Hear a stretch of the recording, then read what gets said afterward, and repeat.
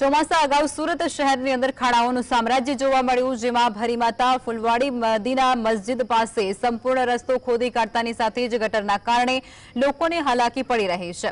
એક તરફ ગટર ઉભરાઈ રહી છે અને પાઇપલાઇન નાખવાના કારણે રસ્તો પણ ખોદી દેવાયો છે, તો બીજી તરફ અનેક વાહનો ખોદેલા ખાડાની અંદર ફસાયા હોવાની જાણકારી પણ સામે આવી છે। સ્થાનિકો દ્વારા અનેક વખત સુરત મહાપાલિકાને રજૂઆત કરવામાં આવી છે, પરંતુ અધિકારીઓ હજુ પણ સ્થળની મુલાકાતે નથી પહોંચી રહ્યા। મહત્વનું અહીં એ પણ છે કે છેલ્લા 2 મહિનાથી આવી જ સ્થિતિ વચ્ચે તે લોકો જીવી રહ્યા છે।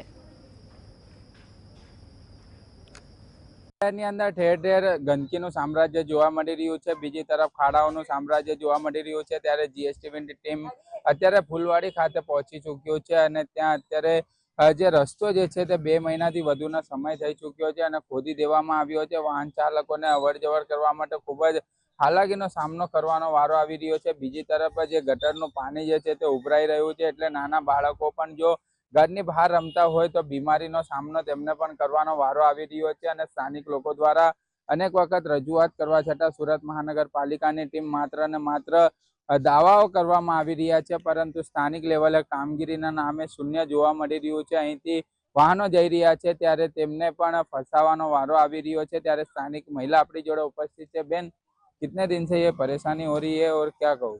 2 महीने से परेशानी हो रही है। हमारे घर के पास भी बहुत परेशान रहते हैं ये सब जने।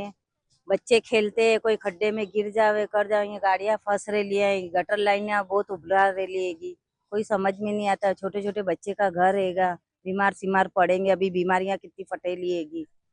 बारिश में किस तरीके की प्रॉब्लम हो रही है? अभी रोड भी नहीं बना है और बारिश गिरेगी तो कितनी तकलीफ? बारिश में बहुत तकलीफ हो जाएगी। अभी इतनी तकलीफ है तो बारिश में कितनी तकलीफ हो जाएगी। तो आवे और रोड बना देवे करके ने और अच्छे से कर देवे यहाँ से।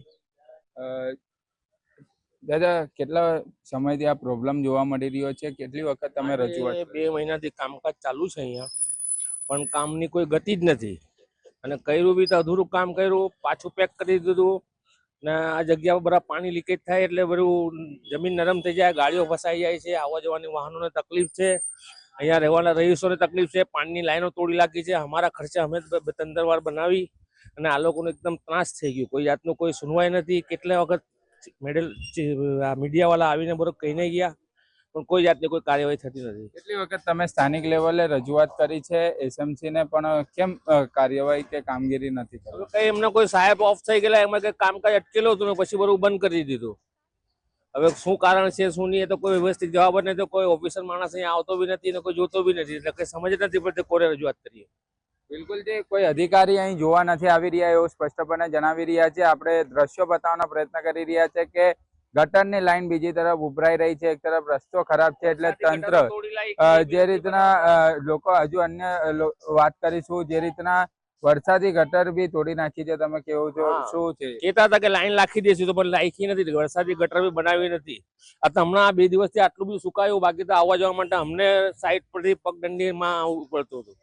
બિલકુલ, જે સ્થાનિક લોકોને ખૂબ જ હાલાકીનો સામનો જે છે તે કરવાનો વારો આવી રહ્યો છે એવું સ્પષ્ટપણે હવે લોકો જણાવી રહ્યા છે। ટેમ્પો હોય, નાના વાહન ચાલકો હોય, તમામને અહીંથી અવર જવર કરવા માટે ખૂબ જ હાલાકીનો સામનો કરવાનો વારો આવી રહ્યો છે। સ્થાનિક લોકો દ્વારા અનેક વખત રજૂઆત કરવામાં આવી છે, પરંતુ રજૂઆત કરવા છતાં સુરત મહાનગરપાલિકાના જે તે ઝોનના અધિકારીઓ અહીં આવી નથી રહ્યા અને કામગીરી નથી કરી રહ્યા। સાઈ જગતાપ, જીએસટીવી સુરત।